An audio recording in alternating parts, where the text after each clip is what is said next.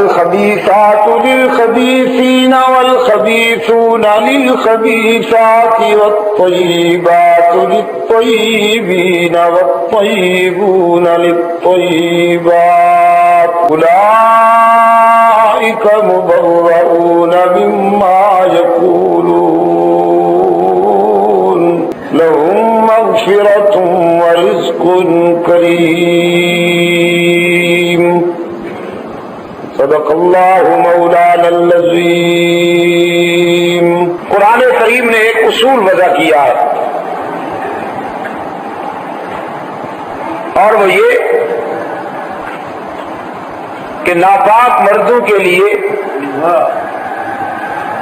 ناپاک عورتیں ہیں اور پاک باز مردوں کے لیے پاک باز عورتیں ہیں۔ یہ اللہ کا وضع کردہ اصول ہے اور قیامت تک کے لیے اس اصول کی پاسداری کی ذمہ داری بھی اسی نے لی ہے۔ حضور اکرم صلی اللہ علیہ وسلم کے خانوادہ اقدس میں جو خاتون کنواری کی حیثیت سے آئی ہے وہ صرف اور صرف صدیق اکبر کی بیٹی حضرت خدیجہ بیوہ تھی۔ اس کے بعد بھی ازواج مطہرات آئی ہیں، کوئی بیوہ ہے کوئی مطلقہ ہے۔ صرف حضرت عائشہ رضی اللہ تعالی عنہا کو یہ اعزاز حاصل ہے، یہ عزت نصیب ہوئی ہے کہ وہ حضور اکرم صلی اللہ علیہ وسلم کے گھر میں کنواری کی حیثیت سے آئی۔ بلکہ بعض روایات میں تو یہ بھی آیا ہے کہ انہوں نے حد بلوغ میں قدم رکھا ہے رسول اللہ کے گھر میں آ کر۔ اگرچہ بعض حضرات نے اس کو تسلیم نہیں کیا، لیکن میں عرض کرتا ہوں کہ اگر ایسا ہو بھی تو اس میں بھی جناب صدیقہ کی انفرادیت ہے کہ عائشہ صدیقہ نے جب بالغ ہونے کی حیثیت سے نظر اٹھا کے دیکھا تو رسول اللہ کے چہرہ انور پر نظر پڑی۔ گویا صدیقہ کائنات حضرت عائشہ کے بلوغ کی نگاہوں نے سب سے پہلے رسالت کا چہرہ دیکھا۔ پوری انسانی تاریخ میں لائیے کوئی ایسی خاتون کہ جو عائشہ کی اس انفرادیت میں مقابلہ کر سکے۔ فخر کیا کرتی تھی حلقہ ازواج مطہرات میں، صدیقہ کائنات فخر کیا کرتی تھی کہ اللہ نے میری کتاب زندگی میں جو ابواب ترتیب دیے ہیں جنت کی حوریں بھی مقابلہ نہیں کر سکتی۔ فرماتی تھی اللہ نے یہ عزت مجھے عطا کی ہے کہ میں رسول اللہ کے گھر میں کنواری کی حیثیت سے داخل ہوئی۔ قسام ازل نے یہ اعزاز مجھے بخشا ہے کہ نکاح سے پہلے رویا صادقہ میں اللہ نے اپنے محبوب کو میرا چہرہ دکھایا کہ پیغمبر خدیجہ کے بعد میں نے یہ رفیقہ حیات تیرے لیے منتخب کی۔ فرماتی تھی یہ اعزاز بھی اللہ نے میرے مقدر میں لکھا کہ میرے بستر پہ کئی مرتبہ قرآن اترا اور وحی کی بارش ہوئی۔ یہ اعزاز بھی قسام ازل نے میرے ہی مقدر میں لکھا کہ مجھے کئی مرتبہ جبرائیل امین کا دیدار نصیب ہوا۔ میں نے اپنی ان آنکھوں سے روح الامین کو اس کی اصلی حالت میں دیکھا۔ پھر یہ اعزاز بھی اللہ نے مجھے عطا کیا کہ بارہا حق تعالیٰ کی طرف سے مجھے سلام آئے اور جبرائیل امین نے آ کے کہا رسول اللہ سے کہ محمد عائشہ سے کہہ دو کہ خدا سلام کہتا ہے۔ یہ عزت بھی صرف مجھے نصیب ہوئی۔ حضرت عائشہ رضی اللہ عنہا فرمایا کرتی تھی کہ جب منافقین نے میرے کردار پہ انگشت برداری کی، ہائے منافق دھرتی کا وہ بدترین عنصر، قرہ ارض پر وہ بدبودار عنصر کہ جو بربریت میں اترتا ہے تو رسول اللہ کی آبرو تک کو معاف نہیں کرتا۔ پس بدیگرہ چرسد عائشہ جیسی پاک باز بیگام اور رش کے حوران ارم جب اس کے بیداغ دامن پر منافق نے انگشت برداری کی ہے تو کوئی اور یہ توقع کیوں کرتا ہے کہ وہ منافقین کی چیرہ دستی سے محفوظ رہ سکے گا؟ فرمایا کرتی تھی کہ جب منافقین نے میرے کردار پر انگشت برداری کی تو وحی کے کٹہرے میں قرآن نے میرے حق میں صفائی دی۔ اور اللہ میرا وکیل صفائی بن گیا. اور یہ بھی آپ کے لیے آپ کی معلومات میں اضافہ کرے گی بات، اگرچہ آپ اس کو یاد نہیں رکھیں گے، کہ قرآن کریم کی حافظہ، تاریخ میں پہلی حافظہ قرآن کریم کی حضرت عائشہ رضی اللہ تعالی عنہا. میرے عزیز دوستو، 2210 حدیثوں کی راویہ ہیں. رسول کی پرسنل لائف کی، حضور کی ذات نجی زندگی کی ترجمانی کرنے والی سیدہ عائشہ ہیں. مردوں میں سے جس شخصیت نے رسول کو قریب سے دیکھا وہ صدیق اکبر ہے، اور عورتوں میں سے جس شخصیت نے رسول کو قریب سے دیکھا وہ صدیق کی بیٹی صدیقہ کائنات حضرت عائشہ رضی اللہ تعالی عنہا ہے. میرے عزیز دوستو، خلوت کے وہ لمحات، خلوت کی وہ تنہائیاں کہ جو روح الامین کو بھی میسر نہ آ سکی، وہ صدیق کی بیٹی کو میسر آئی. حضرت عائشہ رضی اللہ تعالی عنہا نے ڈوب کر رسول اللہ کو جو خلوت میں دیکھا ہے، کائنات انسانی میں اور کسی نے نہیں دیکھا ہے. استاد ہیں صحابہ کی، ہزاروں صحابہ کی استاد ہیں. اور اگر آپ اجازت دیں تو کہہ دوں، اس میں کوئی مبالغہ نہیں ہوگا کہ شریعت مستفی کے وہ اساسی زاویے اور وہ اساسی خطوط کہ جن پہ ملی زندگی کی عمارت استوار ہے، اس کی بنیاد رکھنے والے صدیقہ کائنات کے ہاتھ ہیں. جس طرح کے اور صحابہ کرام کے ہاتھ ہیں، نسوانیت کے لیے اس کی بنیاد حضرت عائشہ رضی اللہ تعالی عنہا نے رکھی. تو پھر کیوں اللہ اس عفیفہ کے دفاع میں حساس نہ ہوتا؟ اس عفیفہ کے دفاع میں حق تعالیٰ کیوں حساس نہ ہوتا کہ اس سے ملت کا مستقبل وابستہ تھا؟ ملت کا مستقبل وابستہ تھا. اگر عائشہ کا کردار مجروح ہو جاتا، اگر عائشہ کی حیثیت مجروح ہو جاتی، تو مستقبل کے لیے ملت صحیح راستے کے تشخص میں کبھی کامیاب نہ ہو سکتی. منافقین کی بد زبانی کا جواب رسول اللہ صلی اللہ علیہ وسلم کے خدا نے دیا ہے. بہت سے ایسے مرحلے ہیں قرآن پاک میں، آپ دیکھیں گے کہ کبھی حضرت مریم پر الزام لگ رہا ہے، کبھی حضرت موسیٰ پر الزام لگایا جا رہا ہے، کبھی حضرت یوسف ابن یعقوب علیہ السلام پر الزام لگایا جا رہا ہے. جب بھی کسی معصوم پر الزام لگتا ہے تو الزام فرش والے لگاتے ہیں، صفائی بھی فرش والے دیتے ہیں. جب مدینہ کے گلی کوچوں میں منافق کہتے پھرتے تھے کہ ابو بکر کی بیٹی کا کردار مشکوک ہے، محمد کی گھر والی کا کردار مشکوک ہے، بنی مستلق کے غزوہ کے واپسی کے موقع پر حضرت عائشہ رضی اللہ تعالی عنہ فرماتی ہے میری آزمائش اور امتحان کا وقت آ گیا کہ منافقین نے ایک سوچی سمجھی اسکیم کے تحت میرے خلاف پراپگنڈا مہم چلائی. میرے آقا سخت ملول و حزین ہو کر گھر تشریف لائے. فرماتی ہے میں نے رسول اللہ کی جبین کو پڑھتے ہی محسوس کر لیا کہ آقا کسی گہرے الم میں، گہرے حزن میں مبتلا ہے. فرماتی ہے ہاں رمز شناس نبوت جو ہوئی، میں نے سلام عرض کیا تو رسول اللہ نے چہرہ پھیر لیا. حضرت عائشہ دوڑتی ہوئی اس طرف آ گئی جس طرف حضور نے چہرہ پھیرا تھا. پھر رہی طلب نگاہوں سے آقا کی طرف دیکھتے ہوئے سلام عرض کیا تو حضور نے انتہائی غم و حزن کی کیفیت میں چہرہ دوسری طرف پھیر لیا. سیدہ عائشہ فرماتی ہے میری سمجھ میں نہیں آ رہا تھا کیا معاملہ ہے. تو پھر رسول اللہ صلی اللہ علیہ وسلم کی خاموش نگاہوں نے مجھے بہت کچھ سمجھا دیا اور میں نے اپنے آقا سے اجازت چاہی، اگر آپ اجازت دیں تو اپنے ابا کے گھر چلی جاؤں. فرماتی ہیں خیال تھا کہ وہاں جا کے معلوم کروں گی کیا صورتحال ہے، میرے آقا کیوں محزون اور پریشان ہیں. حضور اکرم صلی اللہ علیہ وسلم نے سکوت اختیار فرمایا.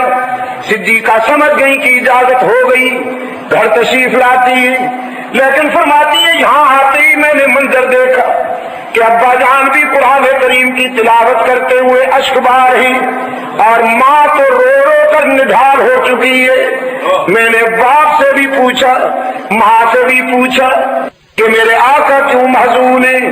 وہ بولے تو کچھ نہیں، لیکن برستی ہوئی آنکھوں سے بتا دیا کہ ہم کب خوش ہیں، لیکن صورتحال کا پتہ نہ چلا۔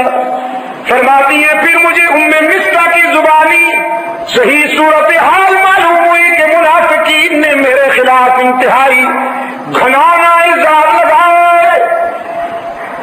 تو حضرت عائشہ فرماتی ہیں فرتے احساس میں میں حدت میں مبتلا ہو گئی، مجھے بخار ہو گیا، مصلی اٹھا کر گھر کے اس حصہ میں تشریف لے جانے لگی جس حصہ میں مکمل تنہائی اور خاموشی تھی۔ والدہ نے اپنی بیٹی کو گھر کے کونے کی طرف جاتا دیکھا تو گھبراتی اٹھی کہ کہیں بیٹی میری اپنی جان نہ لے لے، کوئی سنگین فیصلہ نہ کر ڈالے۔ غمزدہ ماں نے حضرت عائشہ سے پوچھا بیٹی کہاں جاتی ہو؟ صدیقہ کائنات نے فرمایا بیٹی اما جان آپ آرام سے بیٹھے رہیے، اس کے در پہ اپیل کرنے جا رہی ہوں جہاں کسی کی اپیل رائے گاہ نہیں جاتی۔ فرماتی ہے مصلی بچھا کر سر بسجود ہو گئی اور رب العالمین کی حضور آنسو کی برسات میں التجا کی۔ او مظلوموں کے دستگیر، او مجبوروں کے مشکل کشا، او کمزوروں کا ساتھ دینے والے داتا، تو نے یوسف پر لگائے جانے والے الزام کی صفائی کے لیے اعلان کیا، تو نے موسیٰ پر لگائے جانے والے الزام کی برات کا اہتمام کیا، تو نے مریم پر لگائے جانے والے الزام کی صفائی کا اہتمام کیا، تو پھر دیکھ آج تیرے محبوب کی حمیرہ بھی اشک بار آئی ہے۔ آج میں بھی روتی ہوئی تیرے در پہ حاضر ہوں اور اس وقت تک سر نہیں اٹھاؤں گی جب تک میرے الزام کی برات کا اعلان نہ ہو جائے گا۔ جناب صدیقہ رضی اللہ تعالیٰ عنہ جہاں اشک بار ہیں، ادھر سرکار دو عالم صلی اللہ علیہ وسلم نے صحابہ کی میٹنگ بلائی ہوئی ہے۔ صحابہ کرام کے سامنے رحمت عالم صلی اللہ علیہ وسلم نے یہ مسئلہ رکھا کیا کیا جائے، اس معاملے میں کیا کرنا چاہیے۔ صحابہ میں سے کسی میں جرأت گفتار ہی نہیں، ہر شخص فرط غم میں اشکبار ہے، سسکیوں کی آواز آ رہی ہے، کبھی کبھی کسی کی چیخ نکل جاتی ہے، وہ اپنی ماں کے غم میں فرط علم میں مبتلا ہے۔ حضرت علی رضی اللہ تعالیٰ عنہ اٹھے اور عرض کرتے اللہ کے رسول، اس مسئلے میں اگر آپ زیادہ کبیدہ خاطر ہیں تو پیغمبر کو بیویوں کی کمی تو نہیں، عائشہ کو طلاق دے دیجیے۔ حضرت فاروق اعظم رضی اللہ تعالیٰ عنہ آنسو کی برسات میں کھڑے ہوئے اور عرض کیا میرے آقا یہ بالکل آخری فیصلے کی بات ہے، پہلے یہ بتائیے کہ عائشہ کو آپ کی بیوی بنا کے آپ کے گھر میں بھیجنے والا کون ہے؟ ذرا ہم اس سے پوچھیں تو صحیح کہ تو نے کس کے لیے کون سی بیوی منتخب کی؟ رسول اللہ صلی اللہ علیہ وسلم نے اس سوال کے جواب میں انگلی آسمان کی طرف اٹھا دی۔ یہ پیغمبر کا خاموش مگر جامع جواب تھا کہ یہ فیصلہ، یہ رشتہ کرنے والا تو پروردگار عالم ہے۔ اپنے آقا کی انگلی آسمان کی طرف اٹھی ہوئی دیکھ کر فاروق اعظم کی تلوار نیام سے نکل آئی۔ فاروق کی تلوار پہ بھی قربان جاؤں گا، یہ منافقین کی روز اول سے دشمن ہے۔ عرض کیا اللہ کے رسول اب منافقین کو تو میری تلوار کے حوالے کر دیجیے، عائشہ کے دشمنوں سے تو میری تلوار نمٹے گی۔ اس عفیفہ کو جس شخصیت جس ذات نے سوچ سمجھ کے آپ کے گھر میں بھیجا تھا، آپ کے گھر سے نکالنے کا اختیار بھی اسی ذات کو ہے. آپ انتظار فرمائیے کہ وہاں سے کیا فیصلہ ہوتا ہے. رسول اللہ صلی اللہ علیہ وسلم نے فرمایا جزاک اللہ ابن خطاب، تو نے تو میرے دل کی ساری گرانی دور کر دی. اب میں بھی اسی کے فیصلے کا منتظر ہوں، تم بھی اسی کے فیصلے کا انتظار کرو. میٹنگ برخاست ہو گئی اور رحمت عالم صلی اللہ علیہ وسلم یہاں سے اٹھ کر سیدھے خانوادہ صدیقی میں آئے. رسول اکرم صلی اللہ علیہ وسلم نے فرمایا ابو بکر کے گھرانے والوں دروازہ کھولو نا، تمہارے دروازے پر آسمان رسالت کا سراج منیر آیا ہے. پیغمبر کی آواز سن کر حضرت عائشہ رضی اللہ تعالیٰ عنہ کی والدہ دوڑتی ہوئی آئی. دروازہ کھولا تو عبداللہ کا یتیم، آمنہ کا لال صلی اللہ علیہ وسلم رش کے ماہتاب و آفتاب دروازے پر موجود ہیں. کراچی کے دوستوں میں کہا کرتا ہوں صدیقی گھرانے کی خوش قسمتی میں قربان جاؤں کہ ساری دنیا رسول کے قدموں میں، رسول صدیق اکبر کے دروازے پر.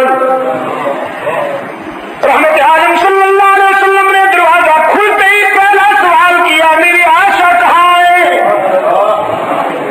اور صدیقہ کی والدہ نے روتے ہوئے عرض کیا حضور میری بیٹی تو اسی دن سے سجدے میں سرب سجود ہے، اسی دن سے مصلے پر اشک بہار ہے، کسی سوال کا جواب نہیں دیتی، کسی بات میں بولتی ہی نہیں ہے، ہر وقت روتی رہتی ہے. اور ادھر سیدہ عائشہ فرماتی ہے میں سن رہی ہوں آواز رحمت عالم صلی اللہ علیہ وسلم کی بھی، اپنی والدہ کی بھی. میرا جی چاہا کہ اٹھ کر رسول اللہ کے دامن سے چمٹ جاؤں اور جی بھر کے رو لوں، لیکن پھر میرے ضمیر نے میرے قدم روکتے ہوئے رہنمائی کی کہ جس کی عدالت میں اپیل کی ہے وہاں سے فیصلہ تو ہو لینے دے. یہ ٹھیک ہے کہ تیرا محبوب تیرے گھر آیا ہے، لیکن اس کا دروازہ چھوڑ کر جانا بھی تو قرین انصاف نہیں ہے. سرکار دو عالم صلی اللہ علیہ وسلم قریب آئے اور فرمایا حمیرہ کچھ بولنا چاہتی ہو تو بولو، تیری صفائی سننے کے لیے آیا ہوں. حضرت عائشہ فرماتی ہیں بس اب تو میرے ضبط کے بندھن ٹوٹ گئے اور کرتے غم میں روتے ہوئے عرض کیا اللہ کے محبوب اشکو بسی و حزنی الی اللہ، میں اپنا درد دل علیم بذات الصدور کو سنا بیٹھی ہوں. آج میرا وہی حال ہے جو حضرت یوسف کے باپ کا تھا. دنیا والوں میں سے کسی کو اپنی صفائی کے متعلق کچھ نہیں کہوں گی، اسی کو کہہ دیا ہے جو میرے کردار کو بھی جانتا ہے، میرے افکار کو بھی. سرکار عالم صلی اللہ علیہ وسلم نے فرمایا حمیرہ فاروق اعظم نے بھی تیری مثل سپریم کورٹ میں بھیج دی ہے، میں بھی اسی کے فیصلے کے انتظار میں ہوں. حضرت عائشہ فرماتی ہے میں نے سوچا نہ معلوم رب العالمین کے حضور سے کب فیصلہ صادر ہوگا، یہ ضروری تو نہیں کہ اسی وقت ہو جائے، لیکن فرماتی ہے اب میری نظر پڑی رسول اللہ کی جبین اطہر پر تو پسینے کے قطرے، پسینے کی بوندیں رسول اللہ کی جبین پر اس طرح پر آباد تھیں کہ جس طرح موتی بکھرے ہوئے ہیں. رحمت عالم صلی اللہ علیہ وسلم کے جسد اطہر پر وہ حسین کپ کپی طاری ہو گئی جو وحی کے وقت ہوا کرتی تھی، اور محبوب کبریا نے چادر تان لی. فرماتی ہیں میں کانپتے ہوئے اٹھ بیٹھی، سمجھ گئی کہ رابطہ قائم ہو گیا ہے، کال مل گئی ہے. ادھر عائشہ کی والدہ بھی قریب آ گئی. اب یہ دونوں غمزدہ ماں بیٹیاں لرزہ برندہ میں، فرق احساس میں کہ عرش بری سے نہ معلوم کیا فیصلہ ہوتا ہے، اور ادھر سراپا نبوت لرزہ برندام ہے فرق وحی میں. کچھ دیر کے بعد حضور اکرم صلی اللہ علیہ وسلم نے اپنے چہرہ انور سے چادر اٹھائی حضرت عائشہ فرماتی ہیں میں نے غور سے نبی کا چہرہ پڑھا تو نظر پڑتے ہی میرے ضمیر نے فیصلہ دے دیا کہ تیری شام غم ختم ہو گئی، اس لیے کہ رسول کے چہرے پر حزن و اضطراب کے بجائے راحت اور مسرت کی روشنی نمودار تھی۔ چادر سے رسول اللہ کا چہرہ یوں نمایاں ہوا، یوں باہر آیا جیسے بادلوں کی گھٹا سے 14ویں کا چاند نکل آتا ہے۔ اور سرکار دو عالم صلی اللہ علیہ وسلم نے فرمایا، بنت صدیق، ابو بکر کی بیٹی، میں تجھے خوشخبری سناتا ہوں کہ عرش بری سے تیری تطہیر کا اعلان ہو گیا، حق تعالی نے تیری برات کا اعلان کر دیا۔ فرماتی ہے میں نے سوچا کہ اللہ نے اپنے محبوب کے دل میں میری برات القاء کر دی ہوگی، یہ تو مجھے خیال بھی نہیں تھا کہ میری برات میں اور میرے دفاع میں پوری سورت نازل ہوئی ہے اور 18 آیتیں اتری۔ اب رسول اکرم صلی اللہ علیہ وسلم کی زبان پر قرآن کریم کی آیات مچلنے لگی۔ فرمایا الخبیثات للخبیثین والخبیثون للخبیثات والطیبات للطیبین والطیبون للطیبات۔ ناپاک عورتیں ناپاک مردوں کے لیے، بدبودار مرد بدبودار عورتوں کے لیے، پاک باز بیویاں پاک باز مردوں کے لیے، اور پاک باز مرد پاک باز عورتوں کے لیے۔